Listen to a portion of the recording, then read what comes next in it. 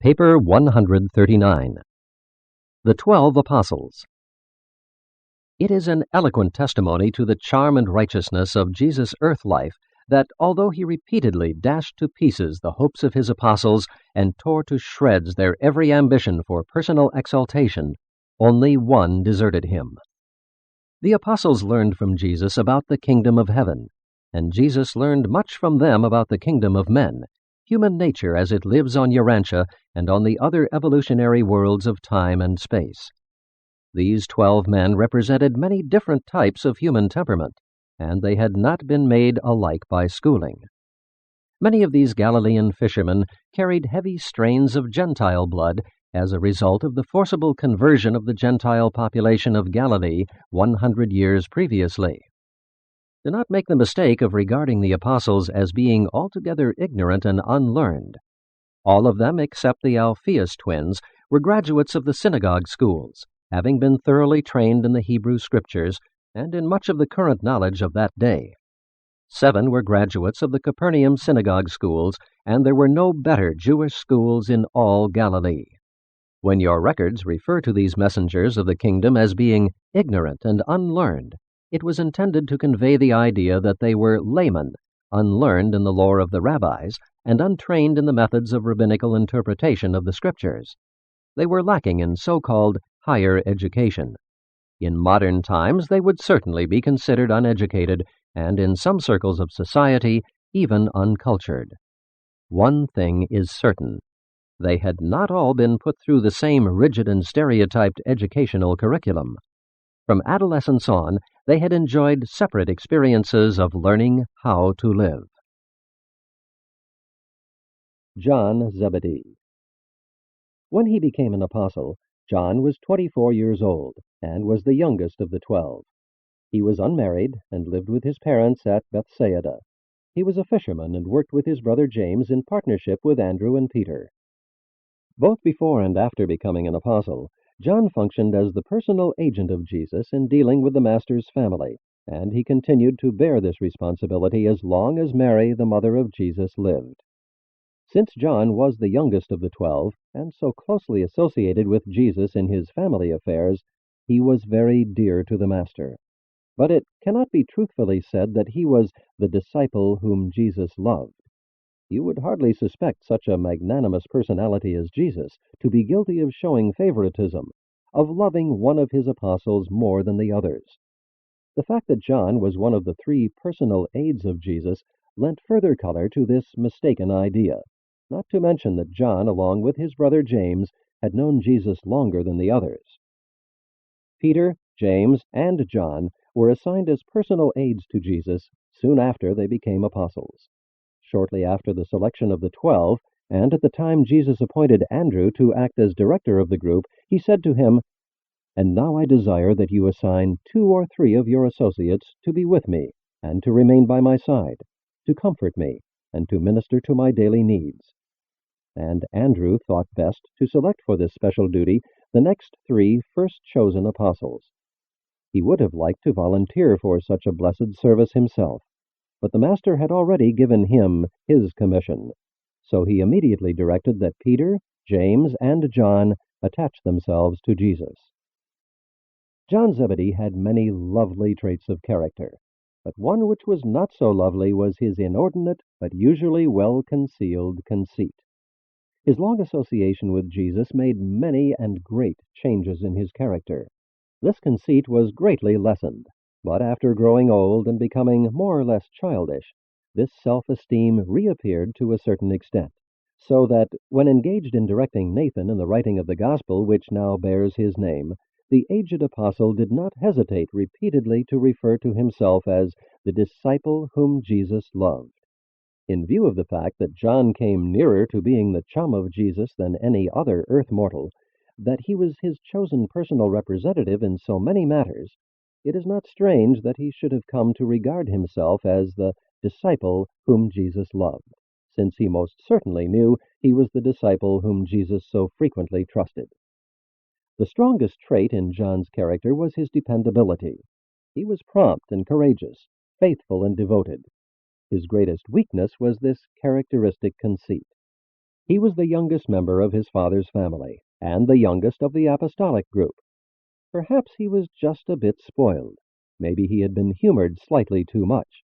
But the John of after years was a very different type of person than the self-admiring and arbitrary young man who joined the ranks of Jesus' apostles when he was 24.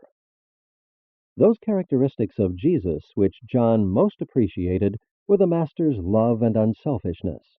These traits made such an impression on him that his whole subsequent life became dominated by the sentiment of love and brotherly devotion.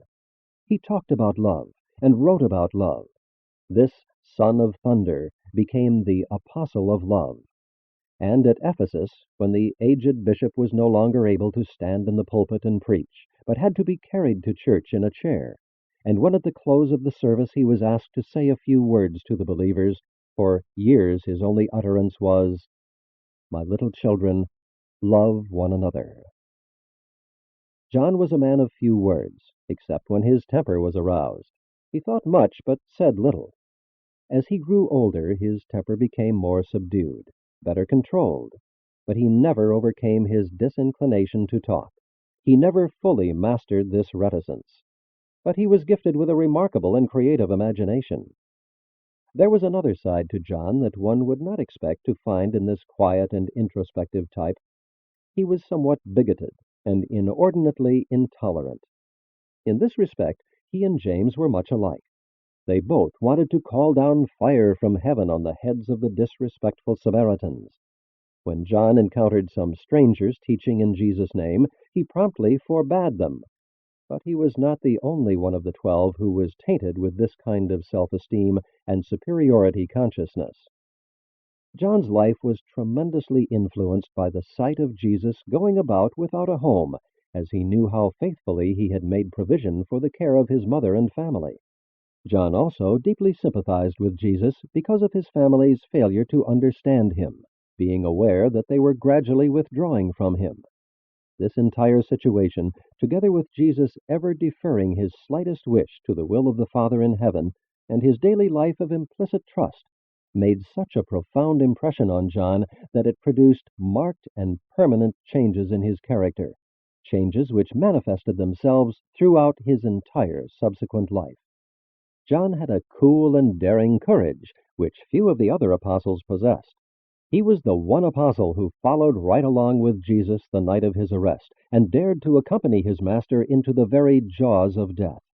He was present and near at hand right up to the last earthly hour, and was found faithfully carrying out his trust with regard to Jesus' mother, and ready to receive such additional instructions as might be given during the last moments of the Master's mortal existence.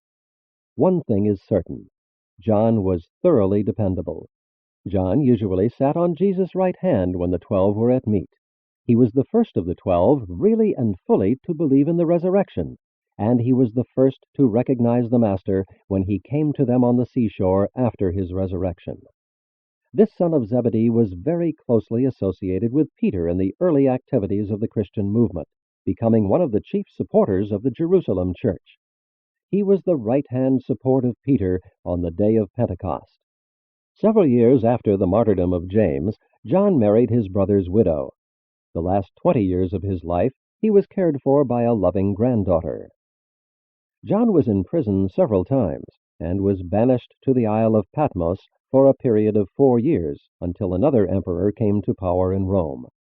Had not John been tactful and sagacious, he would undoubtedly have been killed, as was his more outspoken brother James. As the years passed, John, together with James, the Lord's brother, learned to practice wise conciliation when they appeared before the civil magistrates. They found that a soft answer turns away wrath. They also learned to represent the church as a spiritual brotherhood devoted to the social service of mankind, rather than as the kingdom of heaven. They taught loving service rather than ruling power, kingdom and king. When in temporary exile on Patmos, John wrote the book of Revelation, which you now have in greatly abridged and distorted form. This book of Revelation contains the surviving fragments of a great revelation, large portions of which were lost, other portions of which were removed subsequent to John's writing. it is preserved in only fragmentary and adulterated form. John traveled much, labored incessantly, and after becoming bishop of the Asia churches, settled down at Ephesus. He directed his associate Nathan in the writing of the so-called Gospel according to John at Ephesus when he was 99 years old. Of all the 12 apostles, John Zebedee eventually became the outstanding theologian. He died a natural death at Ephesus in AD 103, when he was 101 years of age.